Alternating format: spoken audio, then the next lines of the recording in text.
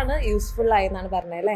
അതെ മിസ്. അത് live class കണ്ടതിന് ശേഷം ഇത് അതായത് സാർ അലക്സ് സാർ പറഞ്ഞിട്ടുണ്ടായിരുന്നു 3 ദിവസത്തിന് ശേഷം അത് കാണണം ചെയ്യണമെന്ന് പറഞ്ഞിട്ടുണ്ടായിരുന്നു. അപ്പൊ അതുപോലെ ചെയ്തിട്ടുണ്ടായിരുന്നു. എക്സാം സമയമാകുമ്പോഴാണ് PYQ ചെയ്തു തുടങ്ങിയത്. എക്സാം ടൈമിലാണ് PYQs ചെയ്യുന്നത്. അതിനു മുമ്പ് ഫ്രീക്വന്റ് റിവിഷൻ തന്നെ ആയിരുന്നു മിസ്. എളുപ്പം മറന്നു പോകുന്നുണ്ടായിരുന്നേ. ഇപ്പൊ ഡെറിവേഷൻ ഒക്കെ ഓർത്ത് വെക്കാൻ അങ്ങനെ ചെയ്തിട്ടുണ്ടായിരുന്നു. അപ്പോൾ ഈ ക്ലാസ് സ്കൂള് ഇതെല്ലാം കൂടെ എങ്ങനെയാണ് ബാലൻസ് ചെയ്തിട്ടുണ്ടാവുക? അങ്ങനെ അത് കുഴപ്പമുണ്ടായിരുന്നില്ല. അപ്പം SLC കഴിഞ്ഞപ്പോൾ തന്നെ സയൻസ് എടുക്കാൻ ഒരു റീസൺ ഉണ്ടാവില്ല. അപ്പൊ അതുപോലെ മോന് എന്തെങ്കിലും പാഷൻ ഒക്കെ ഉണ്ടോ? മെഡിക്കൽ ഫീൽഡിൽ പോകാൻ വേണ്ടിയിട്ട്. മെഡിക്കൽ ഫീൽഡിലേക്ക് പോകാൻ. അപ്പൊ ഇനിയിപ്പം ജൂൺ 21 റീനീറ്റ് എഴുതുന്നുണ്ടാവും അല്ലേ? അതെ മിസ്. അപ്പോ ഈ ക്യാൻസലേഷൻ ഒക്കെ വന്ന സമയത്ത് ടെൻഷൻ അടിച്ചിട്ടുണ്ടായിരുന്നോ? ഇല്ല മിസ്, സെക്കൻഡ് ചാൻസ് ആയിട്ട് കരുതിയിട്ടുണ്ടായിരുന്നു. എങ്ങനെയുണ്ടായിരുന്നു ഫസ്റ്റത്തെ എക്സാം? May 3 നടന്ന എക്സാം എങ്ങനെയുണ്ടായിരുന്നു? ഫസ്റ്റ് എക്സാം എന്ന് പറയുന്നത് എനിക്ക് നന്നായിട്ട് പെർഫോം ചെയ്യാൻ പറ്റിയിട്ടുണ്ടായിരുന്നില്ല. എനിക്ക് കുറച്ചുകൂടെ പെൻഡിങ് ഉണ്ടായിരുന്നു ചാപ്റ്റേഴ്സ്. അപ്പൊ ഇനിയും വരുന്നതിൽ അതിന്റെ മാക്സിമം നോക്കാമെന്ന്. ബയോളജി കംപ്ലീറ്റ് ആക്കിയിട്ടുണ്ടായിരുന്നു. അതെ മിസ്, ബയോളജി കംപ്ലീറ്റ് ആക്കിയിട്ടുണ്ടായിരുന്നു. ബാക്കി സബ്ജക്ട്സ് ഫിസിക്സ് നോക്കിയിട്ടുണ്ടായിരുന്നു. ഒരു ബാച്ചിൽ ജോയിൻ ചെയ്യുന്നതുകൊണ്ട് പ്രത്യേകിച്ച് എന്തെങ്കിലും ഗുണമുണ്ടോ? അതോ ജസ്റ്റ് ഇപ്പൊ യൂട്യൂബിൽ നമ്മുടെ ക്ലാസ്സുകളൊക്കെ അവൈലബിൾ ആണല്ലോ. അപ്പൊ ബാച്ചിൽ ജോയിൻ ചെയ്യുന്നത് കൊണ്ടും അല്ലെങ്കിൽ ഇപ്പൊ മോനൊരു ബാച്ചിൽ പഠിച്ച കുട്ടിയാണ്, അപ്പം ബാച്ചിൽ പഠിച്ചതുകൊണ്ടും അല്ലെങ്കിൽ വെറും യൂട്യൂബ് ക്ലാസ് മാത്രം കണ്ടതുകൊണ്ടുള്ള ഒരു ഡിഫറൻസ് മോൻ എന്താ തോന്നുന്നത്? ബാച്ചിൽ നമ്മൾ നമ്മൾ നേരത്തെ അത് കവർ ചെയ്ത് ലെസൺസ് ഒക്കെ നേരത്തെ കവർ ചെയ്തിട്ടുണ്ടാവും. അപ്പൊ നമ്മൾ യൂട്യൂബ് ക്ലാസ് എക്സാം സമയത്തായിരിക്കുമല്ലോ. അപ്പൊ നമുക്കിത് റിവിഷൻ ആയിട്ട് യൂസ് ചെയ്യാൻ പറ്റുന്നുണ്ട്. അതിനു മുമ്പേ നമ്മുടെ ബാച്ചിലെ ക്ലാസ് കഴിഞ്ഞിട്ടുണ്ടാവും. നമുക്ക് ഓൺലൈൻ ആയാലും ഓഫ്ലൈൻ ആയാലും കുറേ ഡിസ്ട്രാക്ഷൻസ് ഉണ്ടല്ലോ. അപ്പോൾ മോൻ അങ്ങനെ എന്തെങ്കിലും ഡിസ്ട്രാക്ഷൻസ് ഉണ്ടായിട്ടുണ്ടോ? അല്ലെങ്കിൽ ആ ഡിസ്ട്രാക്ഷൻസ് എങ്ങനെയാണ് മോൻ അവോയ്ഡ് ചെയ്തിട്ടുണ്ടായത്? ഡിസ്ട്രാക്ഷൻസ് ഉണ്ടായിട്ടുണ്ടായിരുന്നു. അതായത് യൂട്യൂബൊക്കെ നോക്കുന്നുണ്ടായിരുന്നു. പിന്നെ അത് വേണോന്ന് വെച്ചിട്ട് പഠിച്ചിട്ടുണ്ടായിരുന്നു. അതായത് നമുക്കൊരു എയിം വെച്ചിട്ട് പോയി കഴിഞ്ഞാൽ ഡിസ്ട്രാക്ഷൻസ് താനേ നമ്മൾ വിട്ടുകളയും എന്നുള്ള രീതിയിലല്ലേ? അതന്നെ. +2 ആണെങ്കിൽ നമുക്ക് സമയം ഉണ്ടാവില്ല. അതായത് നമ്മൾ തന്നെ പഠിച്ചേ പറ്റൂ, കാരണം ഒന്നിനും സമയം ഉണ്ടാവില്ല. അപ്പൊ മാക്സിമം +1 തന്നെ മാർക്ക് സ്കോർ ചെയ്യാൻ പറ്റിയ നമുക്ക് +2 ബുദ്ധിമുട്ടുണ്ടാകേണ്ടി വരും. ഇപ്പം പലർക്കും ടെൻഷൻ ഉള്ള ഒരു കാര്യമാണ് എക്സാം എഴുതാന്നുള്ളത്. അപ്പൊ നമ്മുടെ ബാച്ചിലാണെങ്കിൽ ഇങ്ങനെ ചാപ്റ്റർ വൈസ് എക്സാം ഉണ്ട്. അപ്പൊ മോന് അത് അറ്റൻഡ് ചെയ്യണ്ടായിരുന്നോ? അല്ലെങ്കിൽ അത് യൂസ്ഫുൾ ആയിരുന്നോ ചാപ്റ്റർ വൈസ് എക്സാമുകൾ? വർക്ക്ഷീറ്റ് ചെയ്തിട്ടുണ്ടായിരുന്നു.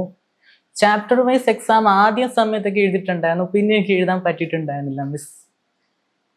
എല്ലാം കൂടി മാനേജ് ചെയ്യാൻ പറ്റിയിട്ടുണ്ടായിരുന്നില്ല. പക്ഷെ PYQ ചെയ്തിട്ടുണ്ടായിരുന്നു. കുറെ ആൾക്കാർ നമ്മൾ ഓൾറെഡി നമ്മുടെ ബാച്ചിൽ നോട്ട് കൊടുക്കുമല്ലോ. പക്ഷെ ചില ആൾക്കാർ പറയാറുണ്ട് നോട്ട് അവർക്ക് സ്വന്തം എഴുതി പ്രിപ്പയർ ചെയ്താലാണ് ഒരു പഠിക്കാൻ ഒരു ഫ്ലോ കിട്ടാറ്. അപ്പൊ മോൻ എങ്ങനെ നോട്ട് എഴുതി പഠിക്കുന്ന ആളാണോ? PDF നോട്ട്സ് അതിൽ തന്നെ വായിച്ചെടുക്കുകയാണ് മിസ് ചെയ്യാറ്. ബയോളജി മാത്രം NCERT അങ്ങനെ ലൈൻ ബൈ ലൈൻ പഠിക്കുന്നത്. ബയോളജി NCERT ആണ് കൂടുതൽ ഫോക്കസ് ചെയ്തല്ലേ? എല്ലാരും പറയാറുണ്ട് NCERT ഒന്നും പഠിക്കേണ്ട ആവശ്യമില്ല, അല്ലാതെ തന്നെ കോൺസെപ്റ്റ് അറിഞ്ഞാൽ മതി. അപ്പൊ അങ്ങനെയുള്ളവരോട് മോൻ എന്താ പറയാനുള്ള? NCERT എത്രത്തോളം മോനെ ഹെൽപ്പ് ചെയ്തിട്ടുണ്ട്?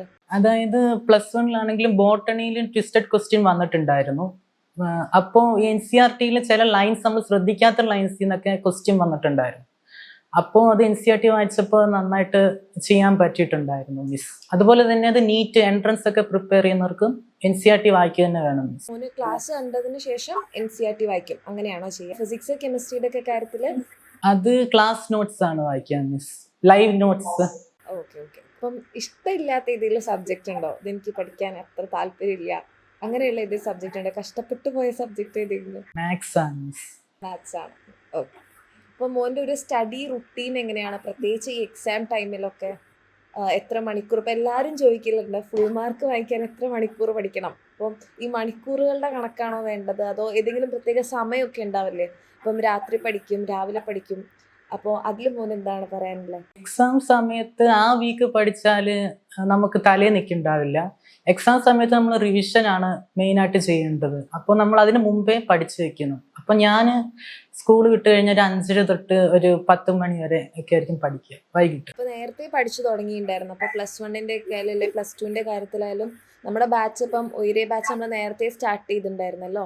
അപ്പൊ അത് മോന് യൂസ്ഫുൾ ആയിരുന്നു. യൂസ്ഫുൾ ആയിരുന്നു മിസ്, യൂസ്ഫുൾ ആയിരുന്നു. എല്ലാരും പറയാറുണ്ട് എന്തിനാ സ്കൂള് തുറക്കുന്നതിനൊക്കെ മുന്നേ എങ്ങനെ ബാച്ച് സ്റ്റാർട്ട് ചെയ്യുന്നത്, സ്കൂളൊക്കെ തുറന്നിട്ട് കുട്ടികൾ ടെൻഷൻ ആക്കുന്നു എന്നൊക്കെ പറയാറുണ്ട്. അപ്പൊ അവരോട് മോന് എന്താണ് പറയാനുള്ളത്? എക്സാമിനർ ക്ലാസ് നമ്മൾ വളരെ ടെൻഷൻ ഫ്രീ ആയിട്ട് പഠിക്കാൻ പറ്റുന്ന ഒരു കാര്യമാണ്. അതായത് നമുക്ക് ഫുൾ ടൈം ക്ലാസ്സസ് ഒന്നും ഉണ്ടാവില്ലല്ലോ, കുറച്ച് സമയം ക്ലാസ്സസ് ഉണ്ടാവും, പിന്നെ നമ്മളത് അതിനനുസരിച്ച് അത് പൊയ്ക്കോളും. അപ്പൊ നമുക്ക് സ്കൂൾ തുറക്കുന്നതിന് മുമ്പേ കുറച്ച് സമാധാനം ഉണ്ടാകും. അതായത് നമ്മൾ ഇത്രയും കവർ ചെയ്തിട്ടുണ്ടല്ലോ എന്നുള്ള ഒരു സമാധാനം കിട്ടുന്നുണ്ട്. എന്തെങ്കിലും സ്റ്റഡി പ്ലാൻ ഒക്കെ ഫോളോ ചെയ്തിട്ടുണ്ടായിരുന്നോ? എക്സാം ആവുമ്പോഴൊക്കെ ഇങ്ങനെ ഈ ദിവസം ഇങ്ങനെ ചെയ്യണം, അല്ലെങ്കിൽ നമ്മൾ തന്നെ ഒരു സ്റ്റഡി പ്ലാൻ ഒക്കെ പറയല്ലോ, അപ്പൊ അത് ഫോളോ ചെയ്തിട്ടുണ്ടായിരുന്നു അല്ലെ? നമ്മുടെ ടൈം ടേബിൾ അനുസരിച്ചായിരുന്നു നമ്മൾ ക്ലാസ് ഒക്കെ കണ്ടുകൊണ്ടിരുന്നേ? ടേബിൾ ഉണ്ടാക്കിയിട്ടുണ്ടായിരുന്നു, പക്ഷെ അത് കൃത്യമായിട്ട് ഫോളോ ചെയ്യാൻ പറ്റിയിട്ടുണ്ടായിരുന്നില്ല. പക്ഷെ അത് നമ്മൾ ഏതെങ്കിലും ഒരു സമയത്ത് അത് കറക്റ്റ് ആക്കിയിട്ട് അതിലോട്ട് എത്തിച്ചേരും. അപ്പം ഇനി +1 വരാനിരിക്കുന്ന കുറെ കുട്ടികളുണ്ട്, അല്ലെങ്കിൽ +1 വരാനിരിക്കുന്നവരോട് എന്താണ് മോന് പറയാനുള്ളത്? ഒരു ഫുൾ മാർക്ക് വാങ്ങിക്കണമെന്നുണ്ടെങ്കിൽ ഇപ്പൊ +1 ഫുൾ മാർക്ക് വാങ്ങിച്ചിരിക്കുകയാണ് അല്ലെ? അപ്പൊ അവരോട് എന്താണ് പറയാനുള്ളത്? നിങ്ങൾക്ക് ഒരു ഫുൾ മാർക്ക് എയിം ചെയ്യണം എന്നുണ്ടെങ്കിൽ അവരെന്താണ് ഇപ്പൊ ചെയ്യേണ്ടത്? അതായത് നമ്മൾ പഠിക്കുന്നത് മറന്നു പോയിട്ടുണ്ടാവും, നന്നായിട്ട് മാർക്കുണ്ടാവും, റിവിഷൻ ചെയ്തുകൊണ്ടേ ഇരിക്കുക, എങ്കിലേ ഫുൾ മാർക്ക് ഉണ്ടാവുള്ളൂ. അതുപോലെ തന്നെ ബയോളജി ഒക്കെ ആണെങ്കിൽ NCERT നന്നായിട്ട് വായിക്കുക. മാത്സിന്റെ NCERT എന്നാണ് ഇപ്പോൾ ക്വസ്റ്റ്യൻസ് കുറെ വന്നിട്ടുണ്ടായിരുന്നത്. അപ്പൊ എനിക്ക് പറ്റിയ ഇത് +2 എനിക്ക് മാത്സ് ഡൗൺ ആകാൻ കാരണം NCERT ഞാൻ നോക്കിയിട്ടുണ്ടായിരുന്നില്ല. ഇപ്പോൾ എക്സാം ടഫ് ആയിക്കൊണ്ടിരിക്കുകയാണ്. അപ്പോൾ അവർ മെയിൻലി NCERT ഫോക്കസ്ഡ് ആയിട്ടാണ് എക്സാം കണ്ടക്ട് ചെയ്യുന്നത്. അപ്പോൾ മെയിൻലി നമ്മൾ NCERT നന്നായിട്ട് തറവായിട്ട് വായിക്കുക. അതുപോലെ തന്നെ നമ്മൾ ഈ ലൈവ് ക്ലാസ് എക്സാമിന് live class physics, chemistry, biology, അപ്പോൾ ആ നോട്ട് തന്നെ വായിച്ചാലും നമുക്ക് അതായത് ഫുൾ മാർക്കിലോട്ട് എത്താൻ പറ്റുന്നുണ്ടാവും. പക്ഷെ മാത്സ് ആണെങ്കിൽ നമ്മൾ NCERT നന്നായിട്ട് വായിക്കണം. ഓരോ എക്സാമ്പിളും, അതായത് എക്സാമ്പിൾ പ്രോബ്ലംസും ബാക്കിയുള്ളതും NCERT എക്സസൈസും എല്ലാം നമ്മൾ മിസലീനിയസ് എക്സസൈസ് അതൊക്കെ നമ്മൾ നന്നായിട്ട് വായിക്കണം. ഇപ്പോൾ +2 എത്തിയപ്പം ഇപ്പം മോൻ +1 ഈ പ്രശ്നങ്ങളൊക്കെ മനസ്സിലാക്കിയിട്ടുണ്ടായിരുന്നല്ലോ. അപ്പോൾ +2 എത്തിയപ്പം അതൊക്കെ കുറച്ചുകൂടി കവർ ചെയ്ത് NCERTയും ടെക്സ്റ്റ് ബുക്കും ഒക്കെ കവർ ചെയ്ത് പഠിക്കാൻ തുടങ്ങിയിട്ടുണ്ടായിരുന്നോ? എത്തിയപ്പോഴാണ് ഇത് മനസ്സിലാക്കിയിട്ടുണ്ടായിരുന്നത്. +1 +2 എത്തിയിട്ടാണ് മനസ്സിലാക്കിയത്. എന്നിട്ട് +1 തന്നെ ഫുൾ മാർക്ക്. +1 കുഴപ്പമുണ്ടായിരുന്നില്ല. +1 കുറച്ചുകൂടെ, അതായത് നമ്മൾ +2 എത്തുമ്പോഴാണ് ആ പ്രഷർ നമുക്ക് ഫീൽ ചെയ്യാൻ പറ്റുന്നത്.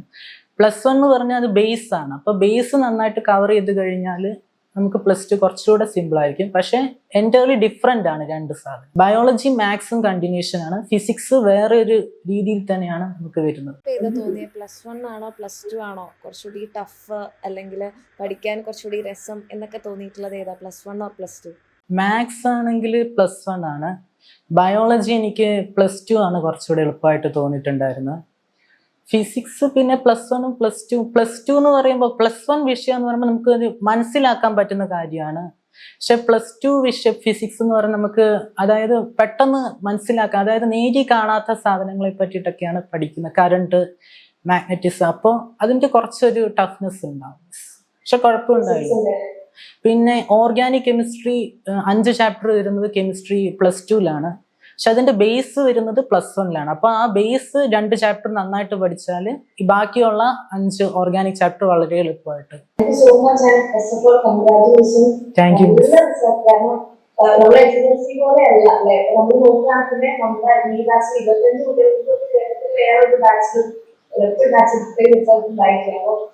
മാർക്ക് SSC ഫുൾ A+ വാങ്ങുമ്പോൾ ഈസി ആയിട്ടുള്ള കാര്യമില്ല. അതിൽ ഒരാളാവാൻ പറ്റി നമുക്ക് കേരളത്തിൽ സ്റ്റേറ്റ് ടോപ്പർ ആണ് +1. കൺഗ്രാറ്റുലേഷൻസ്.